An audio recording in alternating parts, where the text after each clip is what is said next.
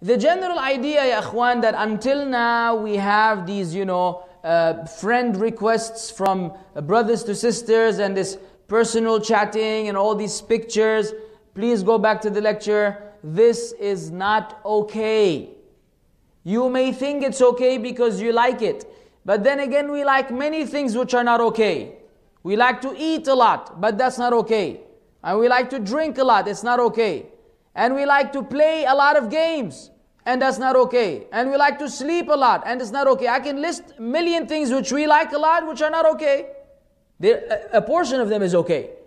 And of course, you may like to be social. I want to be a social person. And you're preventing socialism. Socialism, it doesn't work here. You're preventing us socializing. No, we're not saying that, You can have brothers socialize with other brothers as much as you want.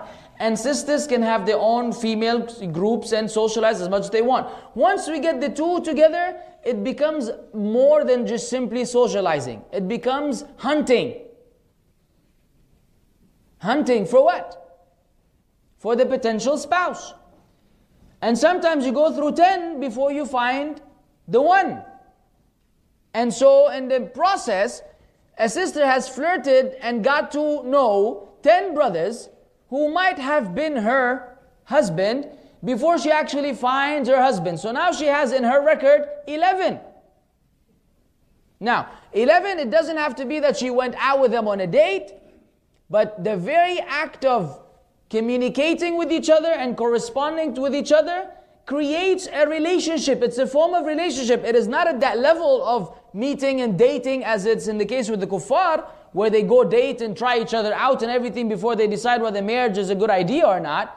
It may not get that far, but very possibly it will. But even before that, you're already creating the platform. Now you brothers and sisters listening to this, you know from your own experiences how often has something which is supposed to be just casual turned out to be serious. From the emails I personally receive, I'm just a regular brother amongst the brothers, the emails I happen to receive because of the lectures I give, I can count hundreds, if not beyond 1,000 of all of them beginning like this. Brother, I'm a good Muslimah, I'm a hafiz of the Quran, I do my salawat, and then I met this brother on Facebook and he's a very religious brother, and then he sent me a message and I told my dad, and my dad said no, that's too early, and then he told me he wants to talk to me only once, and we met over there and blah blah blah, and then you know the end. And I'm just sitting in front of the screen with my jaw dropped. Like, how could it lead? How often does the history repeats itself that no, it only started as something blah blah blah, but then we don't know how it winded up over there. I learned a lesson already. It began with that first friend request. That opened the door. Once you open that door, then you have to bear the consequences. And so you don't want to destroy your marital life before you get married. Because falling into these things will destroy your marital life before you get married. The happiest people are those who go from being in the state of virginity to marriage. Because they don't know anything else. And therefore it saves them a lot of potential headache, which people who have done things before wind up facing when they get married. It's a ni'mah from Allah that He made it this way. We have to appreciate it. Don't play games with that.